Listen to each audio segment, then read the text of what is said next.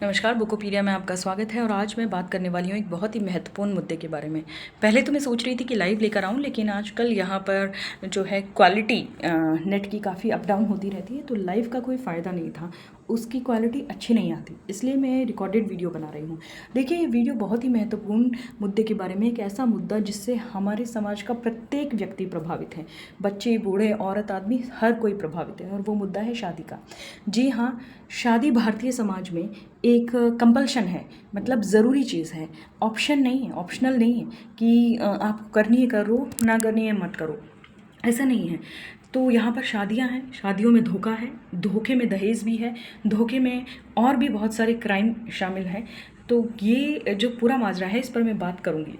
तो देखिए, बात करते हैं कि शादी का सिस्टम क्या है। तो मैंने आपको बता दिया कि यहाँ पर ज़्यादातर तो अरेंज मैरिजेस होती हैं, और जहाँ पर लव मैरिजेस भी होती हैं वहाँ पर भी सेम धोखा शामिल होता है जो अरेंज मैरिजेस में शामिल हो। तो दहेज की समस्या तो इसमें आती है। पहली बात ये है कि लड़का और लड़की के परिवार में दोनों तरफ से बहुत ज़्यादा झूठ बोला जाता है। पहले मैं बात करूँगी ऑर्गेनाइज्ड क्राइम गैंग्स के बारे में। तो क्योंकि शादी एक कंपल्शन है, इसलिए कुछ लोग ऑर्गेनाइज्ड क्राइम गैंग्स में शामिल हो जाते हैं और इसका फ़ायदा उठाते हैं। एक रिपोर्ट मैंने पढ़ी थी कुछ वर्ष पहले कि एक आदमी ने पूरे भारत में घूम घूम कर 39 महिलाओं के साथ संबंध बनाया शादी के नाम पर, और उन सभी महिलाओं को आर्थिक नुकसान पहुंचाया, उनका पैसा लिया और वो फरार रह गया। इस मुद्दे पर एक फिल्म भी बनी थी जिसका नाम शायद फ्रॉड सैया ऐसा करके कुछ था। तो वो जो व्यक्ति है वो क्या करता था कि अपने, क्योंकि उसकी अंग्रेज़ी बहुत अच्छी थी, वो तलाकशुदा और विडोज़ यानी सिंगल महिलाओं को टारगेट करता था, क्योंकि उसे पता था कि तलाकशुदा और सिंगल महिलाएं जो हैं या विडोज़ जो हैं, जो विधवाएं हैं, वो भी शादी करना चाहती हैं, उनके परिवार वाले भी चाहते हैं कि उनकी दोबारा शादी हो जाए, वो सेटल हो जाए। तो ऐसी महिलाओं को ये बताता था कि मैं बहुत ही ऊँची सरकारी पोस्ट पे हूँ, और उन महिलाओं को अलग अलग रैंक बताकर मिलता था। इसने जिन महिलाओं को बेवकूफ़ बनाया उसमें बड़े बड़े रैंक की महिलाएं शामिल थीं। कोई आर्मी ऑफिसर थी, कोई सरकारी जो है सरकारी वकील थी, कोई जज थी, कोई महिला जो है डॉक्टर भी थी। तो सभी महिलाओं को ये बेवकूफ़ बनाता चला गया और आखिर में ये पकड़ा गया। इस तरह से आपको पता है, ऐसे बहुत सारे गैंग्स भी होते हैं जो लड़कियां जो लड़की को आगे रखते हैं, जिन लड़कों की शादी नहीं हो रही होती, उन लड़कों को दिखाते हैं कि एक बहुत ही सुंदर सुशील परिवार है, उसमें एक बहुत ही सुंदर लड़की है और वो शादी के लिए तैयार है। पता चलता है कि वो महिला जो है वो नकली है, उसका परिवार भी नकली है, और वो अलग अलग इलाकों में घूम कर जो है ऐसे लोगों को फंसा रही है और गहना सोना लूटकर फरार हो रही है। अब ऐसी बहुत सारी महिलाएं हैं जिन्हें उनका परिवार मजबूर कर देता है कि वो शादी अमुक व्यक्ति से करें, जबकि उनका मन किसी अमुक व्यक्ति पर है। अब जो अमुक व्यक्ति पर है, जिन पर उनका मन है, वो व्यक्ति महिला भी हो सकती है, पुरुष भी। जैसे बेंगलोर में अभी कर्नाटका हाई कोर्ट में एक महिला को 10 वर्ष के कारावास की सज़ा हुई है, क्योंकि उसने अपने होने वाले पति की हत्या करवा दी थी अपने बॉयफ्रेंड्स के साथ मिलकर, क्योंकि उसके माँ बाप उसे प्रेशराइज कर रहे थे कि आपको इसी व्यक्ति से शादी करनी है, लेकिन वो करना किसी और से चाहती थी। तो उसने अपने बॉयफ्रेंड और उसके 2 सहयोगियों के साथ मिलकर धोखे से अपने होने वाले पति को कहीं पर बुलाया और हवाई जहाज की उड़ान दिखाने के बहाने, जो एयरपोर्ट्स के बाहर का होता है, उस सुनसान इलाके में बुलाया कि हम वहाँ अकेले में कुछ टाइम स्पेंड करेंगे। होने वाला पति मन में ललचाई बातों को सोचकर वहाँ पहुँच गया और वहाँ पर उसके साथ हमला हुआ और वो मारा गया। तो अब इस महिला को कोर्ट ने ये कहा है कि आपने अपने परिवार से मुकाबला नहीं किया और आपने अपने पति की हत्या ऐसे करवा दी। ऐसा ही आपने एक केस सुना होगा, बड़ा मशहूर है, सोनम रघुवंशी। राजा रघुवंश की हत्या उसने करवाई थी अपने जो कुछ सहयोगी हैं उनके साथ मिलके। सोनम रघुवंशी की अपने जो अधीनस्थ काम करने वाले कर्मचारी के साथ संबंध था या उसका किसी महिला के साथ संबंध था, ये स्पष्ट नहीं हो पाया, लेकिन सोनम रघुवंशी इस रिश्ते से खुश नहीं थी और अपने पिता को और अपने परिवार को वो तैयार नहीं कर सकी कि उसे अकेला छोड़ दिया जाए, उसे शादी के लिए मजबूर नहीं किया जाए। उसने ये सारा प्रपंच रचा और अपने पति की ही हत्या करवा दी। और इसी तरह से जो एक ब्लू ड्रम का केस आया था कि एक महिला का पति दुबई में काम करता है या कहीं दूर काम करता है, उसका जो संबंध है अपने किसी और व्यक्ति से हो जाता है और वो बिल्कुल नहीं चाहती थी कि वो जो उसका हस्बैंड है वो उसकी ज़िंदगी में वापस आए, तो उसने अपने पति की हत्या अपने प्रेमी के साथ मिलकर की और उसे ड्रम में भर दिया। वो वाला केस भी आपके सामने आया होगा। तो शादियों में कितनी ज़बरदस्त हिंसा है, कितनी ज़बरदस्त हिंसा, केवल महिलाएं नहीं पुरुष भी ऐसी हिंसा कर रहे हैं, क्योंकि अरेंज मैरिज का जो कंसेप्ट है वो इतना ज़्यादा खतरनाक है, किसी को किसी का कुछ पता नहीं होता। लव मैरिज का भी उतना ही खतरनाक है, धोखा हर शादी में हो रहा है। तो शादी बहुत ही खतरनाक चीज़ है। हाँ, कुछ कुछ शादियाँ ऐसी होती हैं जो अच्छी होती भी हैं, लेकिन वो बहुत रेयर है। ज़्यादातर तो लोग सिर्फ चला रहे हैं कि हमने इतना झेल लिया, अब हमारे बच्चे हैं, हमें साथ में रहना ही है, तो वो चला रहे हैं। बहुत सारी महिलाएं बता दी हैं कि उन्होंने सालों तक अपनी सास का जुल्म झेला है, उन्होंने सालों तक कहा-सुनी झेली है, टेंशन्स में रही हैं, परेशान रही हैं। बाद में किसी तरह गुजारा तो हो गया, बाद में तलाक तो नहीं हुआ, बाद में मारपीट भी होती रही, लेकिन बाद में उनके पति किसी के सुधर गए, किसी के नहीं सुधरे, किसी के नहीं सुधरते वो ज़िंदगी भर मारपीट करते रहते हैं, किसी के शुरुआत के कुछ वर्षों में मारपीट करके बाद में सुधर जाते हैं, किसी के बच्चलन होते हैं वो बाद में सुधर जाते हैं, किसी के बच्चलनी करते रहते हैं, पूरी ज़िंदगी ही करते रहते हैं, अय्याशियाँ करते रहते हैं, बाहर महिलाओं से संबंध बनाते रहते हैं, अलग अलग बीमारियाँ घर पे लाते रहते हैं। तो इस तरह के लोग भी होते हैं। तो इतनी खतरनाक है कि दिल्ली में एक महिला की शादी होती है और उसकी जो पीछे का हिस्सा है वहाँ पर उस आदमी ने, उसके हस्बैंड ने बॉटल, बियर का बॉटल घुसा दिया। और क्योंकि भारत में मैरिटल रेप पर कोई कानून तो है नहीं, तो कोई कानून तो उसकी सहायता कर नहीं सका। हाँ, उसने डोमेस्टिक वायलेंस का केस तो लगाया, लेकिन उसकी माँ ने उसे कहा कि कोई बात नहीं, एक बुरी घटना थी, उसने बहुत दवाइयाँ खा ली थी, जो सेक्स पावर बढ़ाने वाली दवाइयाँ, शायद वो बहक गया होगा, अब वो ऐसा नहीं करेगा। तो इतनी भयंकर घटना होने के बाद भी अपनी बेटियों को एडजस्ट करने के लिए कहना। एक महिला है जिसकी हत्या हो गई, मतलब एक एक्सीडेंटल डेथ ही कहेंगे, कि उसके हस्बैंड ने इतनी ज़्यादा ये दवाइयाँ खा ली थी कि उसने इतनी बुरी तरह से अपनी पत्नी के साथ संबंध बनाए, वो बनाता ही चला गया सारी रात, और इंटरनल ब्लीडिंग इतनी ज़्यादा हो गई कि वो वाइफ जो है सुबह तक मर गई इस वजह से। तो ये वाली चीज़ें भी बहुत होती आई हैं। अब ये कुछ लोग कहते हैं कि ऐसा हमारे रिलीजन में नहीं है, ऐसा कुछ नहीं है। ये जो चीज़ें हर जगह पर हैं, डाउरी की प्रॉब्लम भी हर जगह है। एक नर्मदा नदी में कूद कर एक आयशा नाम की मुस्लिम महिला ने आत्महत्या कर ली थी, और राइट विंग चैनल्स ने बहुत पकड़ लिया इसे, क्योंकि उन्हें महिलाओं के विरुद्ध जो भी अपराध हो बहुत ज़्यादा अच्छा नज़र आता है अगर वो अपराध जो है किसी मुस्लिम पुरुष ने किया हो।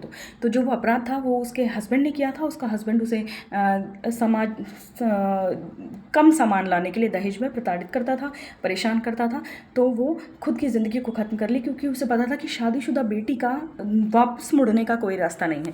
देखिए, इतना भयंकर माहौल बन गया है देश में कि बेटियों को कहा जाता है कि मुड़ के ना देख दिलबरो, बेटियां जो ब्याही जाएं मुड़ती नहीं हैं, फसलें जो काटी जाएं फिर से उगती नहीं हैं। तो इस तरह के गाने भी बनाए जाते हैं कि भाई तुम्हारा जो हो गया वो हो गया।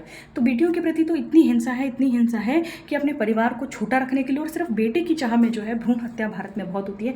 ख़ास तौर पर जो काऊ बेल्ट्स हैं, जहाँ पर जो उत्तर भारतीय राज्य हैं, विशेषकर हरियाणा, पंजाब, राजस्थान, यहाँ पर जो है ये दिल्ली, यहाँ पर ये जो भ्रूण हत्या है बहुत ज़्यादा हुई है।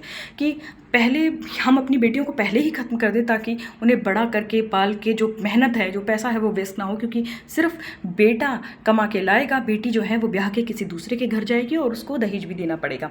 अब कंपल्शन है, शादी कंपल्शन बना दिया गया है, इसलिए पूरा समाज और समाज के जो पुरुष हैं वो एक लड़की के पिता के पीछे पड़ जाते हैं, उसको बुली करते हैं, उसको प्रताड़ित करते हैं कि तुम अपनी बेटी की शादी करो, जल्दी करो, जल्दी करो, जल्दी करो। 20 से 30 साल का जो टाइम है, मतलब 20 की उम्र से लेकर 30 की उम्र तक इतना भयंकर हड़बड़ी मचा दी जाती है कि यही उम्र है, इस 10 साल के अंदर शादी भी करनी है, बच्चा भी करना है, इस 10 साल के अंदर पढ़ाई भी पूरी करनी है, इस 10 साल के अंदर नौकरी भी करनी है, बिजनेस भी जमाना है। नौकरी करनी भी बहुत ज़रूरी है, क्योंकि आजकल बेरोज़गार लड़कियों से कोई शादी नहीं करना चाहता, तो नौकरी भी करनी बहुत ज़रूरी है। अगर कोई लड़की बेरोज़गार है तो उसे बड़े ताने दे दिए जाते हैं उसके ससुराल में। कुछ लोग इस तरह के भी होते हैं कि अगर आप रोज़गार करते हो, कोई नौकरी करते हो, तो सारा पैसा ससुराल के हवाले करो, सारा पैसा जो उस नौकरी का है वो हमारे हवाले करो, उस पति के खाते में डाल दो। इसे फाइनेंशियल अब्यूज़ कहते हैं, और ये भी बहुत भारी किया जाता है। और दूसरी तरफ इस तरह के भी लोग हैं जो अपनी वाइफ को बाहर नहीं जाने देना चाहते, काम नहीं करवाना चाहते, क्योंकि या तो वो बहुत शकी मिजाज के हैं, या फिर वो जानबूझकर, उनका ईगो ही ऐसा है कि वो चाहते हैं कि फाइनेंशियली मुझ पर पूरी तरह से डिपेंडेंट रहे, ताकि उसका जो काम है, जो घरेलू काम है, उसमें ही उसकी ज़िंदगी रम जाए और वो बाहर का कुछ भी ना जाने, और वो जो महिला है पूरी तरह से फाइनेंशियली मुझ पर डिपेंड रहे, मेरा कंट्रोल रहे, मेरी पावर रहे। और जब ऐसे पुरुषों का तलाक होता है जो अपनी महिला को घर में बिठाते हैं और उससे 10-10 साल काम करवाते रहते हैं, जब वो किसी बाहरी किसी महिला की चमक दमक में पड़ जाते हैं, उनके अफेयर हो जाते हैं, जब वो डिवोर्स के लिए अप्लाई करते हैं, तब वो कहने लगते हैं कि हम अपनी वाइफ को एलिमनी क्यों दें।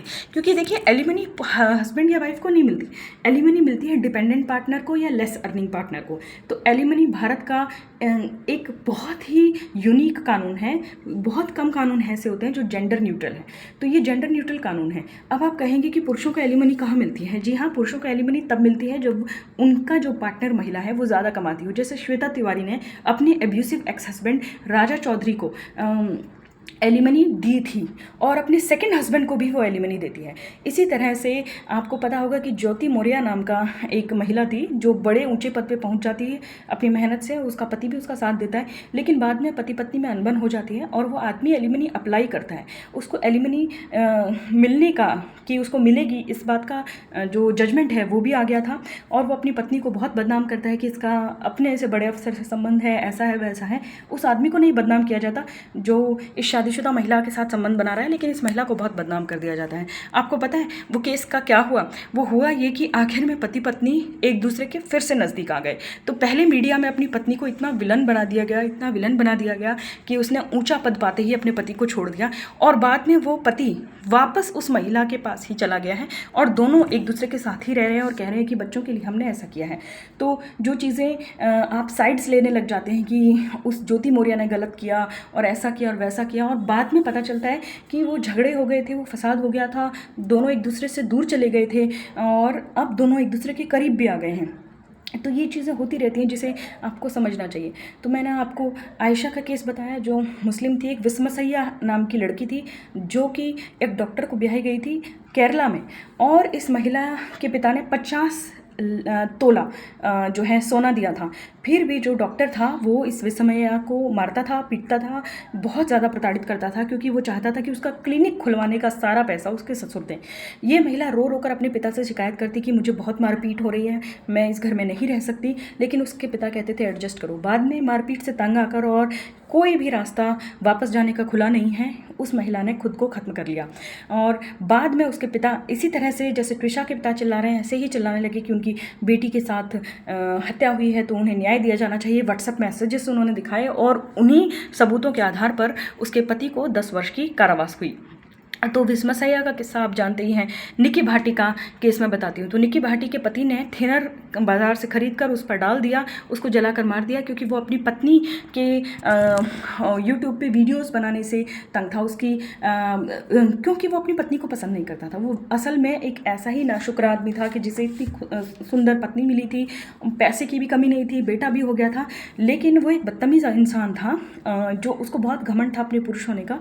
उस आदमी की शादी इस महिला से तब हुई थी जब ये लड़की सिर्फ 16 साल की थी।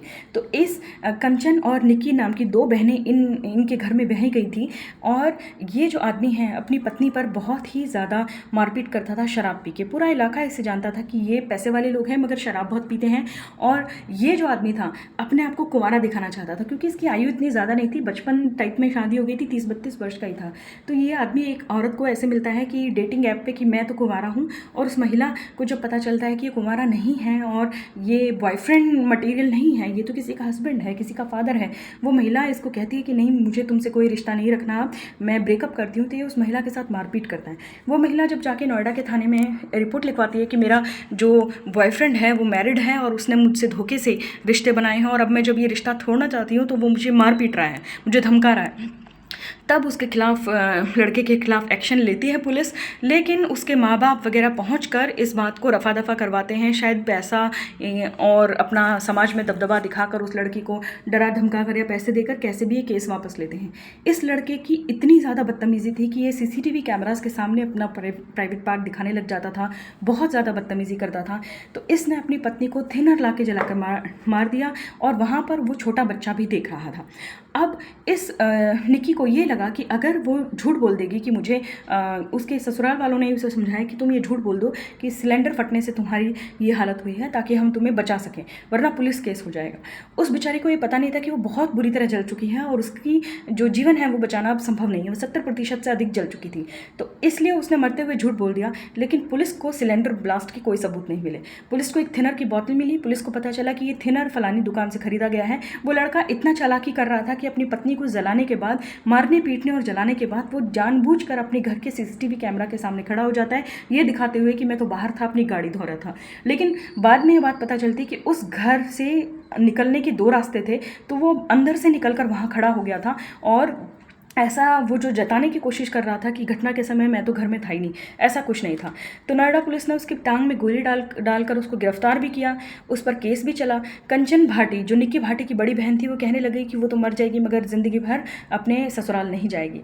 आपको पता है क्या हुआ? भारत में शादी के लिए जो कंपल्शन है, बेटी का ससुराल में रहना और अर्थी ही वहाँ से निकलना, ये जो ड्रामा है ये इतना ज़्यादा बकवास है, इतना ज़्यादा भयंकर है, इतने ज़्यादा घिरे हुए लोग हैं अपनी बेटियों को वहाँ रखने के लिए कि एक बेटी जलकर बहुत ही भयंकर मौत मरी है, लेकिन दूसरी बेटी को, कंचन को, वापस वहीं पर भेज दिया गया एक पंचायती समझौते के तहत। तो जब निक्की जिंदा थी तब भी ऐसे पंचायती समझौते करके ये घरेलू हिंसा की बात बार बार दबा दी जाती थी उस समाज में, और फिर से वैसा ही हुआ। कंचन के और निक्की के बच्चों के नाम प्रॉपर्टी कर दी जाएगी, ऐसा कहकर कंचन को वापस ले जाया जा रहा है और उस लड़के के खिलाफ जो केस था वो वापस लिया गया है। तो इस तरह से भारत में घरेलू हिंसाएं जो हैं चरम सीमा पर हैं, बहुत ही ज़्यादा भयंकर माहौल है। और ये बात बिल्कुल सच है कि शादियों में बहुत कम लोगों को खुशी मिलती है, बहुत कम लोगों को। बहुत कम लोग ऐसे हैं जो लोग आपको आज खुश नज़र आते हैं, अगर आप उनसे 5 मिनट भी बात करो तो आपको पता चलेगा कि अब जाके चीज़ें थोड़ी थोड़ी ठीक हुई हैं, वरना उन्होंने भी ज़िंदगी में बहुत कुछ झेला है। उन्होंने भी, जैसे महिलाओं की मैं बात कर रही हूँ, महिलाओं से बात करो तो पता चलेगा कि उन्होंने ससुर को झेला है, सास को झेला है, ननद को झेला है। जो जॉइंट फैमिली सिस्टम है वो भी इतना भयंकर है कि लड़की की शादी जो है लड़के के पूरे खानदान से हो जाती है, और ऐसा लगता है कि जैसे छोटे बच्चों या कॉलेज में, स्कूल्स में एक बुली शब्द होता है कि एक व्यक्ति को कई लोग घेर कर उसे प्रताड़ित करें मानसिक और शारीरिक रूप से, उसके साथ रैगिंग करें, उसके साथ हिंसा करें। इस तरह का माहौल जो है ससुरालों में होता है कि हर व्यक्ति उससे बहुत उम्मीद कर रहा है, हर व्यक्ति उसको प्रताड़ित कर रहा है, हर व्यक्ति उसको परेशान कर रहा है, और वो अकेली पड़ जाती है और बाकी सब उसे घेर लेते हैं। तो ऐसा टॉक्सिक माहौल में महिलाएं सालों साल रही हैं। तो भारत में आपको पता है कि महिलाओं की हेल्थ इश्यूज़ भी बहुत हैं, मेंटल और फिज़िकल। वो इसलिए हैं क्योंकि वो बहुत ही टॉक्सिक माहौल में जो हैं रहती हैं। ससुराल बहुत ही टॉक्सिक जगह हो जाती है ज़्यादातर महिलाओं के लिए। बहुत कम महिलाएं ऐसी हैं जो आज़ादी से सांस ले पाती हैं। अब महिला का भारत में कोई घर नहीं होता। अब एक शादीशुदा महिला का कोई घर नहीं होता। अगर उसकी शादी हो चुकी होती है तो उसको मायके वाले कहते हैं जाओ अपने घर जाओ, ससुराल तुम्हारा घर है। ससुराल में उससे कहते हैं कि ये तुम्हारा घर नहीं है, ये तुम्हारा ससुराल है, तुम्हारा घर तो वो था। तो एक महिला हमेशा हर हाल में बेघर ही रहती है। तो निकिता भाटी का आपने सुना। अब आप ये सुनिए कि बहुत सारे लोग कहते हैं कि फाइनेंशियल इंडिपेंडेंस बहुत ज़रूरी है, फाइनेंशियल इंडिपेंडेंस होगी तो लड़की के साथ ऐसा नहीं होगा। निक्की भाटी ब्यूटी पार्लर चलाती थी और खुद का चैनल भी चलाती थी, उसके पास पैसे थे, लेकिन फाइनेंशियली इंडिपेंडेंट रहते हुए भी वो खुद को बचा नहीं सकी, क्योंकि उससे ये कहा गया था बार बार पंचायतें कर करके कि तुम्हें हर हाल में अपने पति के घर ही रहना है, मतलब उसी हिंसा में रहना है।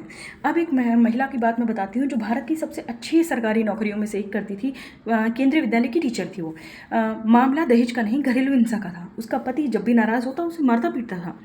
वो अपने सरकारी क्वार्टर में रह रही थी, लेकिन फिर भी वो इतनी ज़्यादा पति पीड़ित थी कि वो बार बार अपने पिता से, अपने परिवारजनों से शिकायत करती कि मैं इस शादी से बाहर निकलना चाहती हूँ, लेकिन उसके परिवार वाले उसका बिल्कुल भी साथ नहीं देते थे। और उस महिला ने तंग आकर खुद को अपने सरकारी क्वार्टर में ख़त्म कर लिया, और अपने सुसाइड नोट में वो लिखती है अपने पति के लिए कि जाओ फ्रिज में खाना पड़ा है खा लो। मतलब कितनी ज़्यादा आप सेल्फ वर्थ, मतलब खुद की इज्जत बिल्कुल ज़ीरो, कि आप उस व्यक्ति के लिए खाना बना कर गए हैं जो कि आपको इतना प्रताड़ित कर रहा है। तो इतना ज़्यादा हिंसा है विवाह में, इतनी ज़्यादा हिंसा है। अब ये तो लुटेरे दूल्हे और लुटेरे दुल्हनों का केस मैंने बता दिया आपको। जो सेक्सुअली फ्रस्ट्रेटेड लड़के होते हैं वो किस तरह से हिंसा कर देते हैं, किस तरह से डिजिटल रेप, मतलब कोई चीज़, कोई बैटरी, कोई बॉटल डाल देते हैं, या कुछ दवाइयाँ खाकर इस तरह से करते हैं कि महिला की मृत्यु हो जाती है, मारपीट करते हैं, दुर्व्यवहार करते हैं। अब अभी एक अन्नू मीणा जो जयपुर से हैं, उनका भी केस सामने आया कि सीसीटीवी में रिकॉर्ड हुआ कि पति अपनी पत्नी को मार रहा है, बच्चा पानी पिला रहा है, अपनी माँ को कोशिश कर रहा है ठीक करने की, वो पति अपनी पत्नी पर थूक रहा है, जूता मार रहा है, टीवी तोड़ रहा है। और बच्चा बताता है कि वो कहता था कि मुझे तो अपनी मेड पसंद है, मतलब अपनी मेड से उसको शादी करनी थी। तो वो कहता था कि अपनी मेड का नाम लेके बच्चों को कि सुनीता अब से तुम्हारी माँ बनेगी। और शादी के 10-11 साल बाद, दहेज का मुकदमा तो सिर्फ 7 साल तक लग सकता है। वो 2015 में शादी हुई थी और अब तक 10 साल होने के बाद भी वो व्यक्ति अपने ससुराल वालों से पैसा मांग रहा था, पैसा उगा रहा था। और 20 लाख रुपए तो उसे 2 साल पहले ही 2022-23 में भेजे गए थे। तो देख लीजिए कितना ज़्यादा है कि घरेलू हिंसा भी है, दहेज प्रताड़ना भी है, बदचलनी भी है, सब कुछ झेल रही हैं महिलाएं, लेकिन तलाक नहीं ले रही हैं, तलाक ले नहीं पा रही हैं, लेना नहीं चाहती हैं। और ये एलिमनी का झूठ कि भाई एलिमनी सिर्फ महिलाओं को मिलती है, एलिमनी नॉन अर्निंग पार्टनर को मिलती है। तो अगर आप अपनी महिला को घरेलू बनाओगे और उन्हें सिर्फ घर का काम करने के लिए कहोगे तो वो एलिमनी की हकदार होंगी ही। नॉन अर्निंग या लेस अर्निंग पार्टनर को एलिमनी मिलती है। तो मैंने पहले भी आपको बताया था कि जो राजा चौधरी को श्वेता तिवारी ने एलिमनी दी थी, तो इस तरह से एलिमनी दे दी जाती है। अब बात करते हैं त्विषा की। त्विषा की शादी में क्या था, ज़बरदस्त धोखा। एक लड़की जो पूना से एमबीए करती है, एमबीए करने के बाद वो क्योंकि लंबी थी, गोरी थी, सुंदर थी, तो उसे मॉडलिंग का काम मिल जाता है। मॉडलिंग का काम मिलने के बाद वो मिस पुणे बन जाती है। वो 2 मेन प्रोजेक्ट्स में काम करती है, एक तो तेलुगु फिल्म में काम करती है और एक यूट्यूब पर उसकी शॉर्ट फिल्म है। लेकिन तब कोरोना आ जाता है, 2021 आ जाता है और उसे लगता है कि जो मीडिया है उसमें ज़्यादा भविष्य सुरक्षित नहीं है। वो वापस दिल्ली आती है और यहाँ जॉब करने लगती है। वो एक मैट्रिमोनियल साइट से अपने लिए रिश्ता खोजती है क्योंकि शादी का उम्र हो गया था। कंपल्शन जो है एक पढ़े लिखे परिवार के लिए भी, एक इंग्लिश बोलने वाला परिवार है, उसके पिता भी इंग्लिश बोल लेते हैं, फिर भी उनके दिमाग में ये था कि लड़की की शादी करानी ही करानी है। इस हड़बड़ी में वो एक साइट पर गई, वहाँ पर उसे एक लफंगा मिला जिसका बाहर से बहुत लिफाफा अच्छा था, मतलब बाहर से लग रहा था कि वाह क्या आदमी है, वकील है, उसकी माँ जज है, उससे मिला। और जब तक डेटिंग चलती रही तब तक वो आदमी बहुत अच्छा बर्ताव करता रहा। शादी के समय भी बर्ताव अच्छा था, पर उसकी माँ ने कैसे रंग दिखाने शुरू किए, उसकी माँ ने तब रंग दिखाने शुरू किए कि उसने शादी में ही पैसा मांगना शुरू कर दिया कि हमारा अपमान कर दिया गया है, हम बारात लेकर नहीं जाएंगे, हमको कंपनसेट करो, हमारी बेइज्जती हुई है क्योंकि बहुत अच्छा इंतज़ाम नहीं किया गया। ये बहुत अच्छे इंतज़ाम के नाम पर भी ना एक तरह से अपना आडंबर, अपना घमंड दिखाना, लड़की वालों को नीचा दिखा के, ये भी एक तरह का बड़ी बड़ी शादियाँ करना, ये भी एक तरह का दहेज ही है। लड़की वालों को मजबूर करना कि वो बहुत मेहमानों का खर्चा करें, 1000 लोगों को बुलाएं और इतना कपड़ा दें, इतना गहना दें, इतना इलेक्ट्रॉनिक्स दें, इतना फर्नीचर दें, इतना सोना दें, ऐसी गाड़ी दें, ये सब बकवास करना, ये भी दहेज में शामिल है। तो फिर भी वो शादी हो जाती है और जैसे ही महिला अपने हस्बैंड के साथ हनीमून पे जाती है, उसे पता चलता है कि ये तो नशा करता है। और नशा क्या करता है, उसे भी नशे के लिए उकसा रहा है। बाद में वो आदमी मारपीट करने लगता है कि नहीं मुझे तुम जो है अपने शेयर्स दो। इस महिला को जो, क्योंकि ये साल भर तक उससे डेटिंग कर चुकी थी, उसका असली चरित्र तो अब समझ में आता है इसे। तो फिर भी ये महिला बहुत भौचक्की रह जाती है और अपने पिता और माँ को बताती है। लेकिन आपको पता है उनके व्हाट्सअप मैसेजेस भरे पड़े, एडजस्ट करो, इग्नोर करो, ये है वो है, तुम्हारे पापा तो माफ़ी मांग लेंगे, नाक भी रगड़ देंगे, इस तरह की बातें चलती रहती हैं। तो इस बीच में इस लड़की की, त्विषा के भाई की शादी होती है, उसके पिता को हार्ट की सर्जरी होती है, बहुत सारी चीज़ें होती है। 5 महीने के अंदर अंदर उसे पता चलता है कि उसका हस्बैंड बहुत ज़्यादा नशे करता है, मारपीट करता है, गुस्से वाला है और किसी और लड़के के चक्कर में भी है, लड़की के नहीं लड़के के चक्कर में है। तो इस तरह की बातें होती हैं। फिर उसे प्रेगनेंसी के लिए फोर्स किया जाता है। वो उस प्रेगनेंसी को इसलिए टर्मिनेट कराना चाहती थी क्योंकि उसे ये एहसास हो गया था कि मेरा हस्बैंड मल्टीपल ड्रग यूज़ करता है और उसकी वजह से बच्चा ख़राब हो सकता है, कुछ गलत चीज़ हो सकती है, एक हैंडीकैप बच्चा हो सकता है, या उसका दिमाग अच्छे से डेवलप ना हो। तो वो ऐसे बच्चे को क्यों इस दुनिया में लाना चाहिए। वो इतनी मेंटली हैरास की जाती है, परेशान की जाती है। फिर उसको ले जाया जाता है किसी साइकेट्रिस्ट के पास। वहाँ पर सिर्फ मामूली जो एंग्जाइटी डिप्रेशन की मामूली दवाइयाँ होती हैं वही दी जाती हैं। लेकिन ये जो महिला है सारा ठीकरा अपनी बहू पर फोड़ देती है कि इसने बच्चा इसलिए हटाया क्योंकि इसके किसी और से संबंध थे, इसने जो है बहुत ही गलत काम किए होंगे, क्योंकि ये तो मॉडल रह चुकी है। जज रहते हुए भी उस महिला की इतनी ज़्यादा दकियानूसी सोच थी। इन बातों में वो पकड़ी जाती है ये बताते हुए कि उसका बेटा 2 साल तक कॉलेज से सस्पेंड रहा था और रिहैबिलिटेशन प्रोग्राम में था, क्योंकि वो नशे का आदी था। तो खुद का बेटा नशे का आदी है, लेकिन बहू पर इल्ज़ाम लगाया जा रहा है। तो झगड़ा मारपीट में ही इस बच्ची की हत्या हो जाती है, और जिसे वो परिवार आत्महत्या करार देना चाहता है, लेकिन ऐसा लगता नहीं है, क्योंकि बहुत सारी चोटें हैं। इसी तरह से अब इसका परिवार, जो बार बार पढ़ा लिखा होते हुए भी, अंग्रेज़ी बोलते हुए भी इसको धकेल रहा था इस शादी में, वो अब इंसाफ मांग रहे हैं विस्मसैया के परिवार की तरह, और लगता है कि उन्हें इंसाफ मिल ही जाएगा। तो केरला की विस्मसैया का तो मैंने आपको किस्सा सुनाया था। इसके अलावा अब आप ये देखिए कि दीपिका नागर नाम की एक महिला है, बहुत सुंदर महिला, उसका नोएडा में शादी होती है और उसको दहेज के लिए मारपीट के नीचे फेंक दिया जाता है। तो इतनी हत्याएं हो रही हैं, इतनी हत्याएं हो रही हैं, लड़कों की भी हो रही हैं, लड़कियों की भी हो रही हैं। तो शादी बहुत ही खतरनाक चीज़ है, बहुत कम लोग इसमें खुश हैं, और ऑप्शनल बना दिया जाना चाहिए, इसको कंपल्शन बना दिया गया है। हमेशा लोगों को ये डर दिखाया जाता है कि अरे बुढ़ापे में क्या होगा, बुढ़ापे में क्या होगा। और ये जो ओल्ड एज होम्स हैं, इनको तो भारत में इतना विलेनाइज कर दिया जाए कि पता नहीं क्या है। हर किसी को अपने बेटे बहू से ही सेवा करवानी है, बेटे से नहीं, बहू से सेवा करवानी है। और जिसका बेटा ना हो वो कैसे करवाए फिर? इसलिए बेटे का पैदा करना भी बहुत ज़रूरी है। ये जो समाज है, ये लीच की तरह, मतलब एक पैरासाइट की तरह अपनी अगली पीढ़ी को खा रहा है, उन्हें शादियों के लिए मजबूर कर रहा है। पहले तो उन्हें शादियों के लिए मजबूर किया जाता है, फिर उन्हें उन शादियों में रहने के लिए मजबूर किया जाता है। मैं अपने जीवन का भी एक धोखा बताती हूँ कि एक महिला थी जिसको ये पता चला, जिसके पिता ने उसको ये कहा था कि जो लड़का है वो एक स्कूल चलाता है, और तुम गांव में जाओगी, शहर से कोई परेशानी नहीं है, अपने स्कूल में टीचर बनना, आराम से काम करना। पता चलता है कि वो लड़का सिर्फ 8वीं पास है, और जो स्कूल है वो उसके दूर के ताऊ जी का था, मतलब ताऊ जी भी सगे नहीं, उसका था।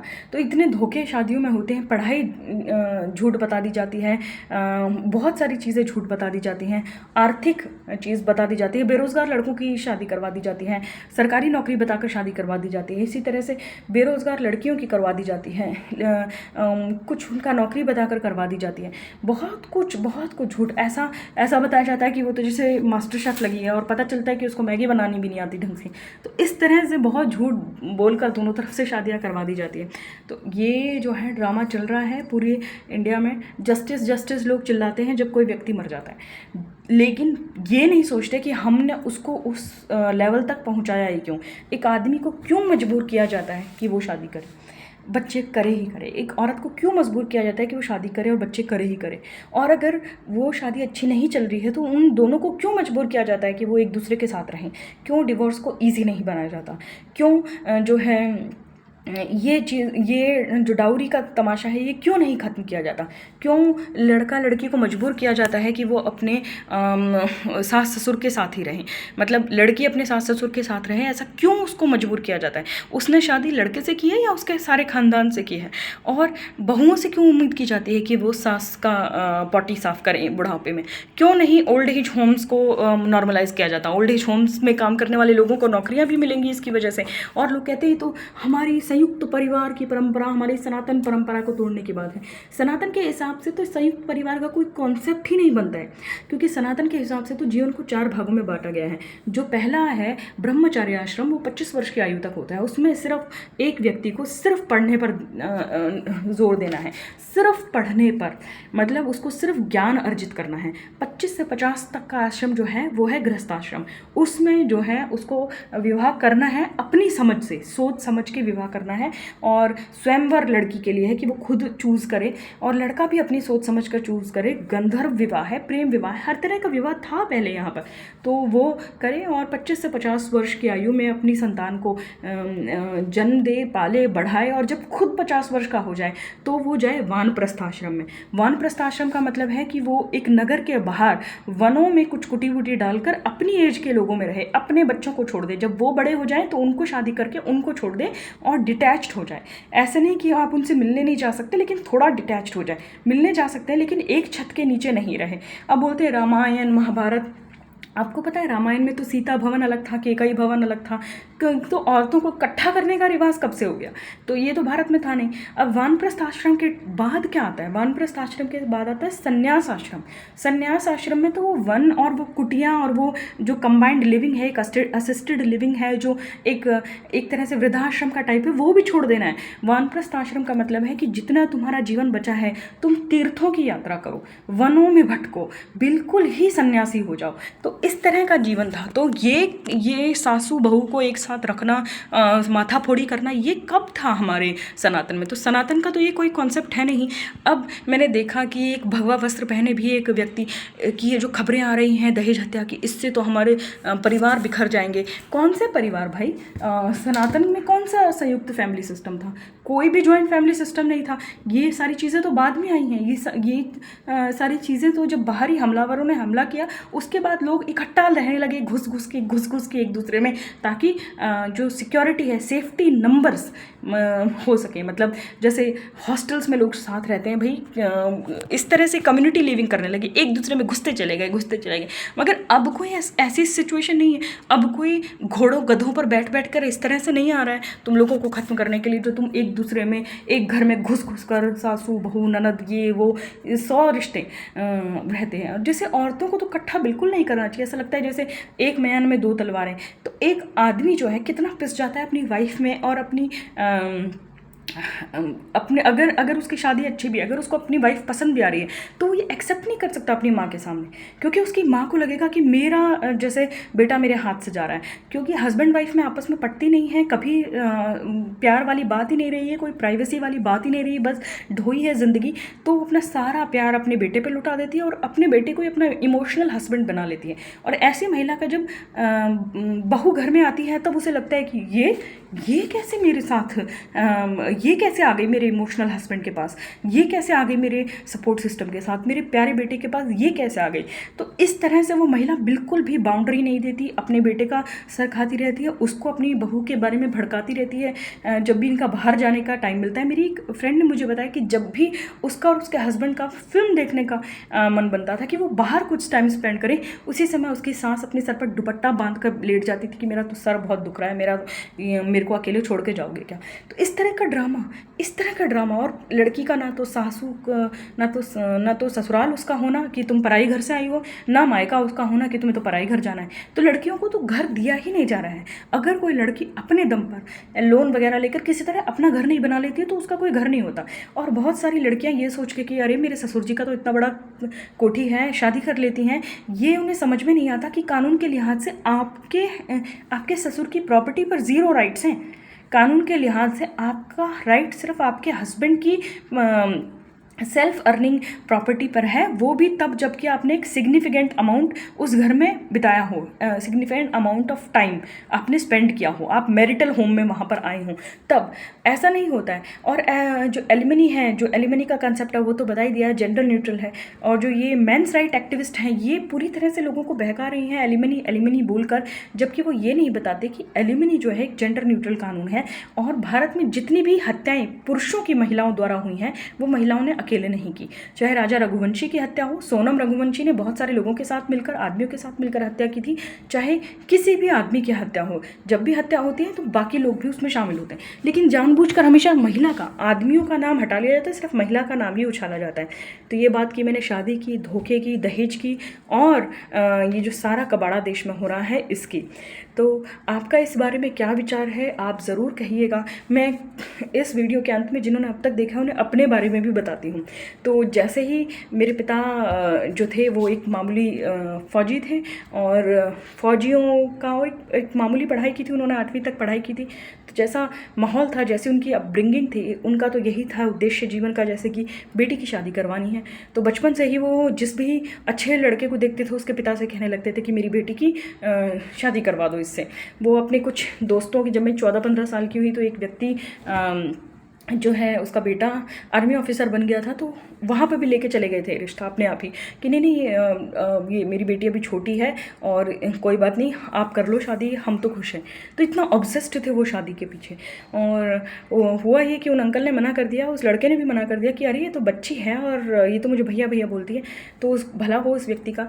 तो तब मैं बच गई, वरना मतलब 13-14 साल की उम्र से ही मुझे निपटा देते। फिर मैं बड़ी हुई, पढ़ाई की मैंने, और उसके बाद जब जॉब मिली मुझे 27 साल की उम्र में मुझे जॉब मिली थी, गवर्नमेंट जॉब मुझे 27 साल की उम्र में मिली थी। उससे पहले मैं 24-25 साल की उम्र में बीपीओ में काम कर चुकी थी।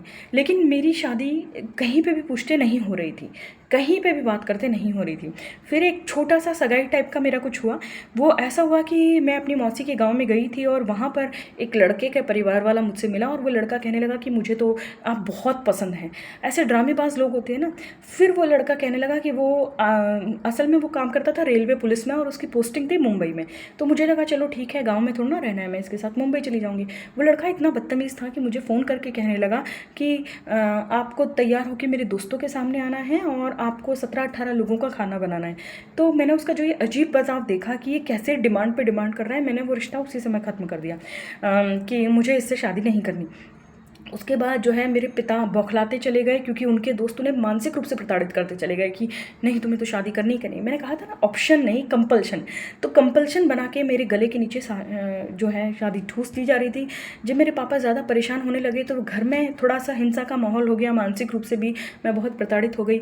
तब मैंने अपने भाई से कहा कि मैं क्या करूँ।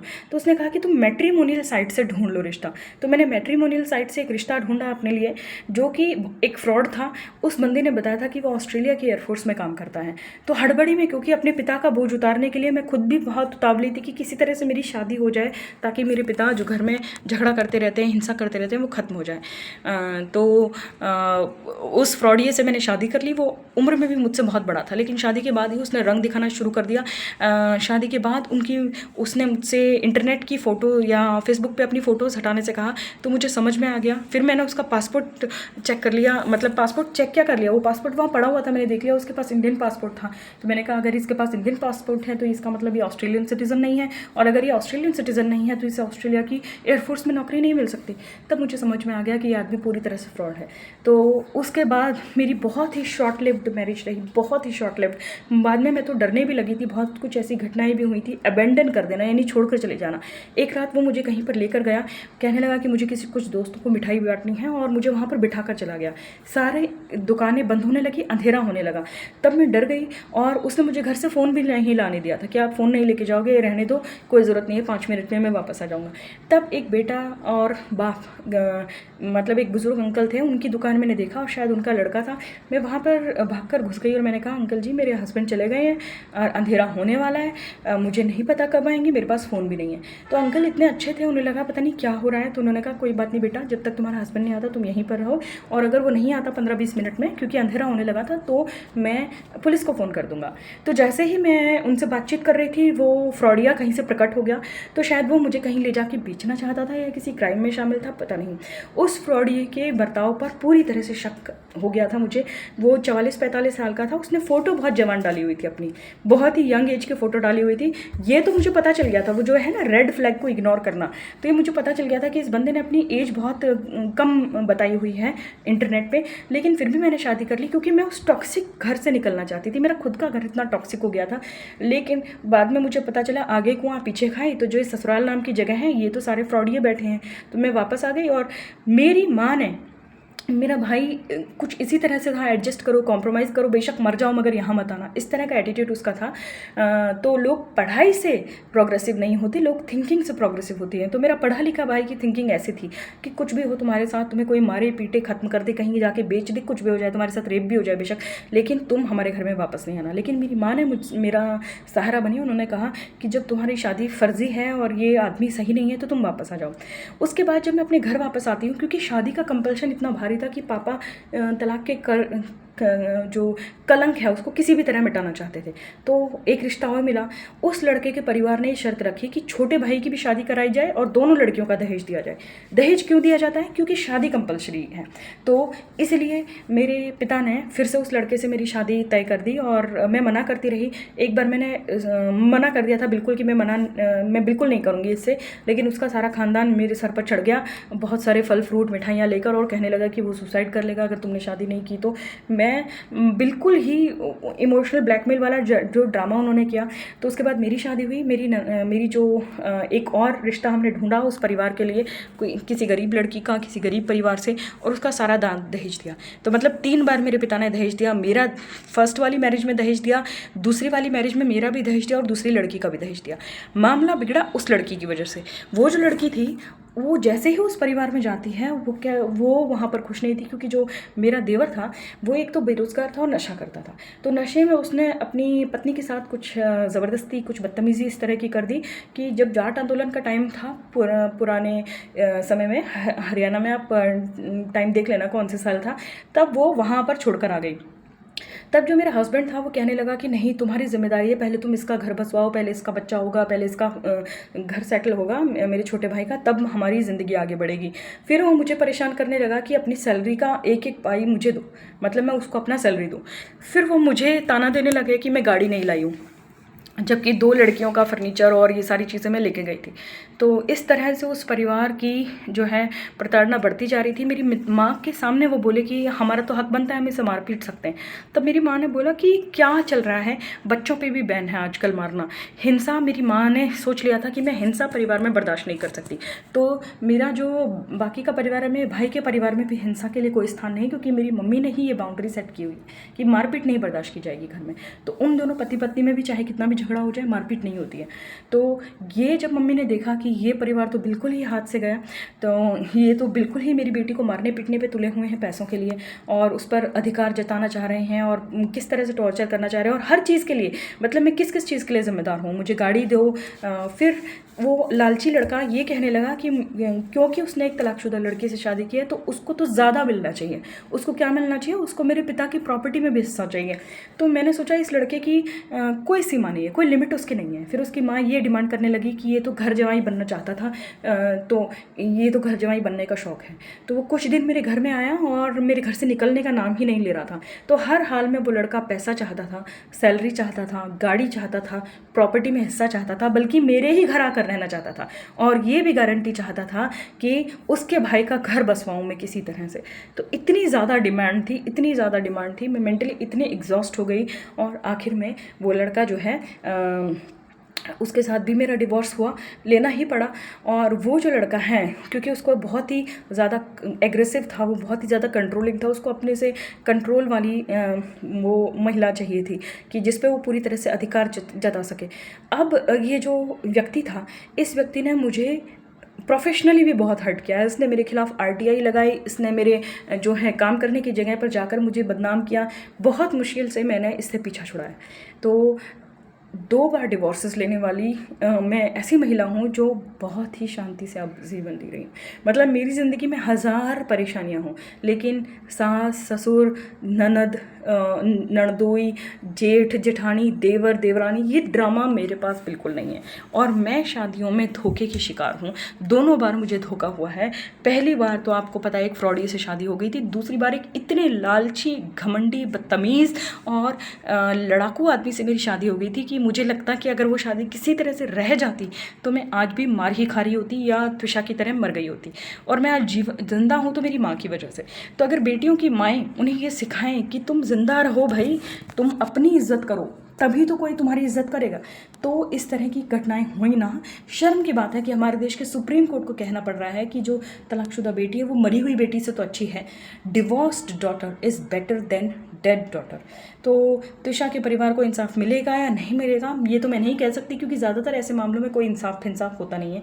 निकी भाटी जैसे अगर निकले तो वो खुद ही समझौता करने के लिए तैयार हो जाएंगे, निकी भाटी के परिवार जैसे निकले तो, और नहीं निकले तो दिशा सालियान, जिया खान, प्रत्युषा बनर्जी, सुशांत सिंह राजपूत, इन सब की संदिग्ध हत्या या आत्महत्या का क्या सॉल्यूशन निकला? कोई सज़ा हुई किसी को? तो भारत में जो पैसे वाले लोग हैं उनकी ही चलती है और रसूख वाले लोगों की चलती है। आपको पता है जिस व्यक्ति ने एक 17 साल के लड़के ने 2 जवान लड़के लड़कियों को कुचल के मार दिया था पोर्श नाम की गाड़ी से, जो शायद 1 करोड़ की गाड़ी आती है, और उसको क्या मिला सज़ा?